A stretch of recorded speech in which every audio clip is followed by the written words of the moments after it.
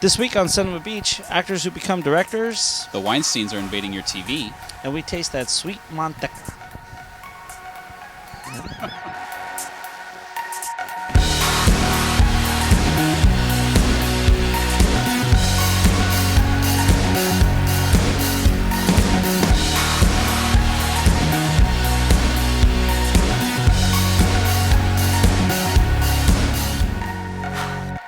Hello, I'm Brian Thompson. And I'm Tony Ortiz. And welcome to Cinema Beach, the show that takes you inside the world of indie film. Tony, how you doing today? Doing pretty good. And yourself? Not It's bad, a nice not sunny bad. Sunday. We got The New York Giants won. Yeah, it's a little quieter Sunday today. Yeah. No more Awesome. football.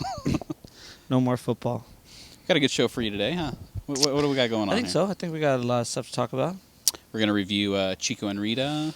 which I liked. Yeah, I don't know. We'll see. We'll see what we think talk about that one. So, the Oscar-nominated film.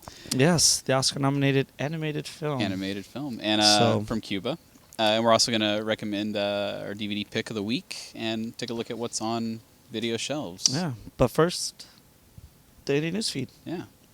So this week, the Weinstein Company actually announced a new arm, a new distribution division called Radius. And I don't know if you read about this, but they actually pulled away Tom Quinn and Jason Janego from Magnet Films to actually specialize in video on demand. And they did this about a week ago, but now they're actually ready to roll. They bought a big Sundance hit last week called Bachelorette. Yeah. Which was the Isla Fisher, and I forget who else was in it. Do you remember? Leslie Kaplan. And no one else. As Colin said, didn't really get very good reviews. It's very edgy, very dark, but it's actually the kind of film that Magnet would have bought back in the day. And it's interesting that Radius has now acquired it. But I'm curious to see what's going to happen here with Radius. They also bought the remake rights to Nicholas Winding Refn's Pusher, which was his first film that he made back in Denmark or wherever he's from. And, I get this totally wrong. Yeah. This today. We know nothing about what we're talking about, but so I mean, they got Pusher remake that's coming out. It's actually the production's done, and they're going to release it probably at the end of this year. They got Bachelor, which they're probably going to release sometime this summer. So it should be interesting. They're going to be another player in the video on demand market. So I'm excited. Yeah, me too. I trust the Weinsteins. Yeah, they know what they're doing. They do. Their other division, Dimension, is kind of more their niche genre, and that's what Magnet was doing for Magnolia back in the day. So We'll see if Dimension kind of becomes Radius or if it's going to be separate or not. But some good indie players, some places that filmmakers can take their films now. So good. Can't wait. So I have a little news, little info, if you will. Lay it on me. Yeah. Joseph Gordon-Levitt's actually going to direct a film. So that's what the word is on the street. Yeah. Lil Bird told me. Yeah. And starring Scarlett Johansson. And I think it's like a Don Juan remake or something like that. So it's Don Juan's story. I mean, it sounds. What do you think he can direct? I mean, man, the guy can do no wrong. This guy. He's on the verge. He's like my Ryan Gosling now. Like, he's on that list where I kind of hate him because I love him so much. Yeah, he does everything. He sings, he directs. Did you see him? He writes. Yeah. Music. He's awesome actor. Did you see? It was about a year ago. He was on Saturday Night Live and he did the Make 'Em Laugh. Yes. That was amazing, dude. The guy is just unbelievable. I'm sure this is just another. The guy does it all. Yeah. I'm sure this will just be another thing he does well. So he's going to direct Scarlett Johansson, and then Scarlett Johansson's making her own. We talked about that a few weeks ago. Yeah, so they're all just deciding to direct now. I guess that's the new fad. Yeah, I mean, he's worked with a lot of good directors, just like Scarlett Johansson's worked with a lot of good directors. So probably picked up some good tips. Yeah. You know what I mean? Yeah. So he's directed a few short films as well. He went to Columbia, I believe. Columbia University to study film. So yeah, I think they actually just made a book. Like, he had like a book come out that had like videos and music and artwork. Like, he runs a thing, and I don't know. Do you know what that thing's called? And I think he's actually directed a couple things for that too. So he's a creative guy. Yeah. He definitely makes good movies. He knows what makes a good movie. So And if you hang out with Christopher Nolan enough, I'm sure some of that will rub off on you. Just 1% rubs off on you, you're good to go. So, well, speaking of actors who have become directors, Mel Gibson, who starred in The Beaver last year, has announced that he's going to do a new film called Get the Gringo, and we talked about this earlier. It's going straight to video on demand. It is. I'm kind of excited about that. Kind of. I mean, here you got who's arguably one of the greatest big old movie stars, and now he's making movies that aren't even going to theaters anymore. And the question is it smart? Is he just is it like the new straight to DVD? It's hard to question him because you don't know, like, maybe he's just ahead of the time, like maybe he knows that that's where we're going anyway, and that's what he says. Right? I mean, that's what he says. He says that theatrical runs are going to be dead soon, and video on demand is the new market. I think so. I mean, we'll see. I mean, only time can tell, but that's what. Well, he is a guy who's made some of the biggest movies of all time. Who's going to question the guy? I mean. But some people are arguing that it's that he made this decision because The Beaver did so poorly, theatrically. Maybe he can't sell himself, in theaters anymore. Maybe he's got to do it on video. So that's the rub, I guess. That's the rub. But I don't think that that's the full reason why. I really do think that, just as we were talking about beforehand with the Weinsteins and stuff like that, I think video on demand has a huge audience. Yeah. And I think this might actually work. I can't wait to see it. I didn't watch The Beaver. Did anyone of you guys? No, I don't think anyone watched The Beaver. But well, oddly enough, Jodie Foster kind of even admitted this week that no one watched The Beaver, and she actually this week is sending screeners out to all the Academy members. I got sent one. I'm not even an Academy member. She just sent it out. She just for free to everybody. Mailing it to everybody. I mean, they say it's his best performance, and the fact is that no one watched it. So. Yeah. It's like I got like a card from Netflix saying, please come back, and I got a video from Jodie Foster saying, please watch this movie. So we're good to go. You know what I mean? Just not going to do a bunch of stuff. People keep begging me. So, yeah, but I want to see Get the Gringo. The title alone. Yeah, I actually don't know anything about the movie. It's kind of, I think the distribution is probably making more news than the movie. So, I mean, and he directed this one, and he acts in this one as well. So he's a good director. He is. I mean, Braveheart. Yeah, I've watched that thing like 80,000 times. I want to be Scottish. So, alrighty, well. Cool. Well, coming up, we've got our review of Chico and Rita. So stay tuned. For more film news, check out the indie news feed at CinemaBeach.com. From trailers to casting announcements, film festival news to production updates, the news feed at Cinema Beach is your best source for indie film news. While you're there, subscribe to our RSS feed, and don't forget to follow us on Facebook and Twitter.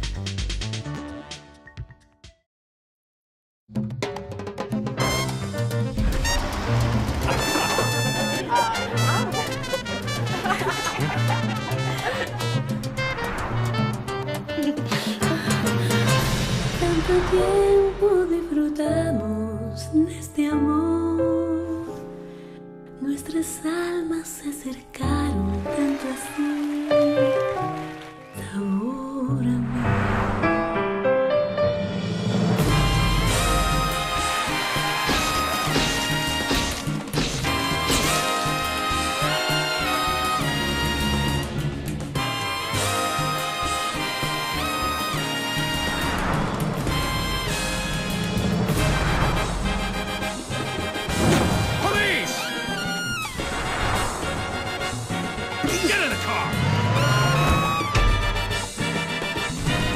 Chico and Rita, art and music collide in this tale ripped from history. Inspired by the Cuban invasion of music in the 1950s and loosely based on the story of jazz musician Bebo Valdez, this is a timeless tale that is accentuated by hypnotic music and a minimalistic yet highly stylized mode of animation. Tony, what did you think of the film? Contrary to what your review said on the website? Yeah. At CinemaBeach.com. At CinemaBeach.com. No, I liked the film. It was simple. I mean, I'm not gonna lie. It was a simple tale. Nothing new, no twists or anything like that. But as you said before, it was minimalistic and heavily stylized in the animation. which captivated me. And I thought the music was obviously amazing. Obviously Yeah. Tito Puente and Bibo Valdez and musicians like that heavily inspired and played in this. And Well, I mean, I thought that part was good. we got to I guess initially talk about the animation, because I think it's what you see right away. I mean, even from the one sheet you Yeah. see, it has a look. And the movie was directed, and I'm going to butcher their names, Tano Aranda and Javier Mariscal. Yeah, Mariscal. They're brothers from Cuba. They're visual artists, and they gave this film a very distinctive look, and I think that's what really it has going for it right away. I mean, it's something that's new, it's eclectic, it's sexy, and it's something that I think it kind of shows why the movie was even nominated for the Oscar for Best Animated Feature. I mean, it's beautiful. I will admit the movie is beautiful. I think some people who are at first kind of like, "Hey, what is this animation?" might be a little turned off, but Yeah, I think it was just more of an adult style piece of animation. piece of art even. Yeah, piece of art. Yeah. Yeah. The whole thing is just so. I think if you look at it from that standpoint, I don't think you're let down. I mean, Yeah. thinking about it as a full-on story, yes, it's probably not like a very complex storytelling. Yeah. And I mean, well, we should tell our audience, the story is about Chico, who's a kind of a jazz pianist in Cuba, and he meets Rita and, instantly falls in love with her. And she's, got this kind of sexy, sultry voice, and she's the only one that can kind of, connect with him. He says he says something about she's the only one that gets my arrangements, and I think there's kind of a little double entendre in that. And and it's she ends up becoming very successful and goes off to New York. He kind of follows her in his own path. They meet up again. They're kind of together and torn apart, and together and torn apart throughout the whole movie. And the question is kind of will they ever finally get together, or is the lust for fame more than the lust? Yeah, more than yeah. I mean, they have all those struggles: music, fame, racism. I mean, the movie deals a lot with with the racism back in the 50s. So, but the problem is it's kind of a generic story. I mean, it's. And I said in my review, the animation has a very distinctive style. It's a flat, one-dimensional style. And the sad thing is that the story and these characters are also flat and one-dimensional. I mean, they're very shallow, and there's nothing really complicated. And the funny part is, though, if we talk about the movies that have been nominated this year, especially for Academy Awards, The Artist, it's still a very simple tale. Very simple, and it's a one-dimensional story as well. We talked about when we talked about The Artist, and same thing. I disagreed with The Artist, and I don't think that it deserves the accolades that it gets because it's flat, it's one-dimensional. So, but that's just kind of what this year has been about. I feel once, and relating back to that, Hugo, My Week with Marilyn, The Artist, Chico and Rita, all these movies that have been nominated seem to have dealt with a golden era that is long gone now. Yeah. Well, and the problem with cinema, music, and the problem I think with The Artist and with Chico and Rita is that this is a tale that I think overly romanticizes that period. And I mean, the movie is very romantic. It has this the whole thing. The narrative is put together. And it's also directed by a guy named Fernando Tuba. And he wrote the film as well. And he kind of has this narrative style of flashbacks. And right away, I mean, the flashbacks romanticize the period. We're seeing it from the point of view of Chico as an old man and remembering, the days gone by. Yeah, I mean, just like the old credits. I mean, looking at it as the cartoon and this heavily stylized cartoon is kind of funny because a lot of the sequences and a lot of the scenes, you could obviously tell he was influenced by older films. Like, I mean, it has like when she's in New York and stuff like that, it has like the overlays that you would see like back in old 50s the movies. Signs and the signs.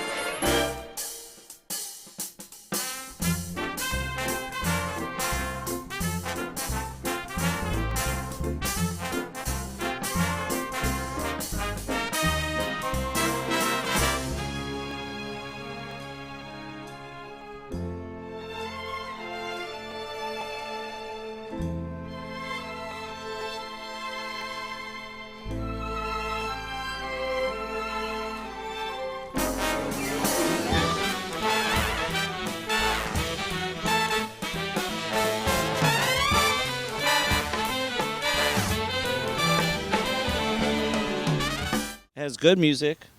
Well, yeah. I mean, let's talk about the music. I mean, that's really this is a love letter to the Cuban jazz. You know, and I think that's what it really is. Yeah. I mean, what we're going to talk about in our DVD pick, right, is Fernando, Calle. Calle 54, Fernando Truba's earlier film, And so I think this is just like the next extension of that, but in an animated version and in a linear tale instead of being like a documentary. I mean, yeah, if you like Cuban jazz, you know, if you're interested in this kind of weird eclectic style of animation, then this is the movie for you. If you're looking for, you know, a original tale about, you know, jazz musicians in the 50s, you're definitely not going to find that. So you know, that part I liked. Yeah. So, I mean, I liked the film overall. I think it was fun, and it got me a little dancing while I was sitting there watching, and it was fun. It was fun watching. You know, I really was hypnotized by the visuals. I mean, the animation was something different, something that we don't really see too much right now in animation. Oh, definitely, yeah. This is not Disney. Yeah, this is not Disney. This is not Pixar. This is something, and so I'm glad that it got a little bit of a recognition. Maybe, you know, these brothers will go on to make something else, maybe something with a deeper story. You know. Yeah. I mean, they definitely have the style. So let's give them the substance. ¡Viva la revolución! Hoy sueño que te amo como ayer. Será como carnaval, infinito, placer sin igual. Por siempre juntos los dos, vida. Chico and Rita, definitely check it out. It should be opening up in March, you know, around town, and I think it's playing at some film festivals. Yeah, it's actually doing. It actually topped the box office as far as the debuts go this year. For this week, yeah, opening only in New York. So that's actually a good sign. Yeah. So up next, our DVD pick of the week, a little Calle 54. So stick around. To check out more about this movie, head on over to the review section at CinemaBeach.com. Read the complete review, or check out the other reviews on the site. Updated weekly, we've got you covered on all the films playing in Southern California's art houses. You can also browse our archives for past reviews from all our contributors.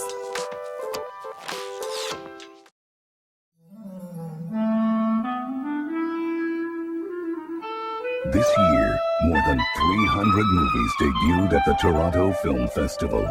But only one prompted the New York Times to rave, "It's so good, it could have been shown every day." It glistens with musical and movie-making talent. Calle 54. From Fernando Trueba, the Academy Award-winning director of Belle Époque, comes a journey of the senses that crosses 4 continents in a joyful celebration of life. 13 legendary musicians, 10 cities, 1 passion. Featuring performances of new material never before recorded by Elian Elias, Michelle Camilo, Chucho Valdez, Israel Cachao Lopez, Paquito de Rivera, and Tito Puente in his final film appearance. Calle 54. Prior to Chico and Rita, director Fernando Trueba actually directed a documentary about Cuban jazz called Calle 54. This was back in 2000, I think, just right after Buena Vista Social Club. It's a film that is less documentary than it is concert footage, but it's one that I think if you've never really been exposed to Cuban jazz, you should see it, especially coming straight off of Chico and Rita. So, Tony, did you see Calle 54 back in the day? No, I didn't see it back in the day. You caught it on DVD. Caught it on DVD. And as we talked about, it is no Buena Vista Social Club, but it still has its place in the. Was that how you say that? The African Cubano kind of Afro-Cuban, Afro-Cuban music scene. With Buena Vista Social Club, which was directed by Wim Wenders the year before, and that actually I think won the Academy Award that year. Yeah. That's a movie that follows Ry Cooder, who kind of explores Afro-Cuban kind of folk music. This and I think what Fernando Trueba is a little more interested in is jazz, and kind of how how Afro-Cuban music kind of lends itself naturally to jazz, Yeah. and then how that kind of transitioned into the jazz, American jazz that we know. And with Calle 54, I mean, it's definitely more about the different types and the different kind of styles of jazz that kind of developed back in the 50s. Exactly. No, I was thinking of, we were talking about Tito Puente in the film, and Yeah. yeah, just all the musicians. I actually kind of grew up with this music, so it was kind of interesting to me. To Not see kind these- of. It was interesting yeah. to me to see all these guys playing together and just kind of. And just what they like do. with One of His Social Club, this is a film that takes place in present day. It's not not archival footage. We're actually seeing Fernando Trueba, and we should talk about the kind of the history of this. He had done another film where he had all this music on the film, on the soundtrack, and he brought all these guys in, these old kind of musicians he found. He just kind of pulled them around from all over the world and brought them to Sony Music Studios in New York on 54th Street. Yeah, so That's called the it Calle 54. And just recorded them filming and used the music for his movie, but then the footage that he recorded was actually something that he really liked, and he thought, people just don't know about these guys. And it was one of the kind of the interesting things, the tones in the film, is that these were amazing musicians back in their days who were famous, definitely famous in Cuba and famous in Puerto Rico and stuff like that, that have just gotten old and just kind of faded in the background. Yeah. And they could be living next door to you and you wouldn't even know that these guys were they were the cats of their days, and I think we talked about that. I think that's part of like the beauty and mystique about jazz players, you know what I mean? They just kind of fall off into the cracks, and you might just go. Only place you can catch them now is like in some hotel, little like a lounge or yeah, something lobby, like that. And so yeah, I mean, his love for that decided to go on and do this Calle 54 and then eventually just kind of take that music and make a movie. a narrative on it. Yeah, Chico and Rita. Yeah, so the film, like I said, is more concert footage. It's basically a lot of close-ups of musicians playing, and it actually has some pretty amazing musicians. Some of them are kind of hit and miss. I mean, I actually found myself a little bored through some of the performances, but before Chico and Rita, I'll be honest, I didn't even know really who Bebo Valdez was. When you see him in Calle 54, he is amazing. Like, the guy is the man on the piano. And I think he's actually the one who like shines out of everybody in it. And as you were even saying at the end, you know what I mean? Like the Bebo is just kind of like, I mean, yeah, I don't know. He just is the man. Yeah, It's yeah. hard to And even his explain. son. I mean, there's a scene. Bebo Valdez and his son Chucho Valdez, they play together, and we see Chucho Valdez just walking the streets of Havana, and everybody knows who he is. I mean, the guy he's famous in Havana, and if you don't know Latin jazz, you would have no idea who Chucho Valdez is. And when you see him play, I mean, to me, it's the best performance in the whole movie is when he's playing by himself. It's sad. He's got kind of this like droopy eye thing going on, but he's playing and he's kind of having fun with the piano. And when I say he plays with the piano, he's literally playing. He's having fun. He's kind of does this kind of sad thing and then happy thing, and it's amazing. I think it's worth a look, especially if you kind of appreciate music. Jazz is obviously it's not for everybody. I mean, that's why jazz still falls, like only for true music lovers. But it was worth the look. And really, if you watch that and then Chico and Rita, which we just reviewed, you really understand where the music came from and what. Yeah. And I think that's why you actually wanted a deeper, more story in Chico and Rita's, because all these guys' stories must be. Yeah, like, they're amazing. Amazing. I mean, even just Bebo Valdez himself, just kind of famous guy who, the arranger at the Tropicana in the 50s, who just kind of disappeared in Sweden. No one really even knew what happened to him. So. Out on DVD this week, The Rum Diary, Johnny Depp is back as Hunter S. Thompson in this film that takes place in the writer's early days. Our critics thought it was a near disaster, but maybe another viewing will do it justice. Take Shelter, the Sundance hit from Jeff Nichols, deals with a man who hides his family in the basement because he thinks the world is ending. Michael Shannon gives a tour de force performance that has this film topping critics' lists. The Human Centipede 2. Dr. Heater is back, or at least a disciple is, trying to carry out the full sequence in this gruesome horror that is more shock than its predecessor. Just stay away from the ATM in the lobby. And finally, Elite Squad, The Enemy Within, the follow-up to the 2007 Latin crime hit. This sequel was the highest-grossing film in South America. Fans of the action films and Rio flicks should grab this. Well, that's all the time we have this week. Thanks to Colin and the rest of the crew at Cinema Beach. Yeah. If you check us out on Facebook, like us there. Rate Like us on iTunes. Like us on Twitter. Follow us on Twitter. Whatever you do on Twitter. I don't know. I don't know. We don't really... Yeah, you post stuff? Oh. Yeah, I do. Alrighty. Well, I'm Tony Ortiz. And I'm Brian Thompson. Thanks for watching. Hasta luego.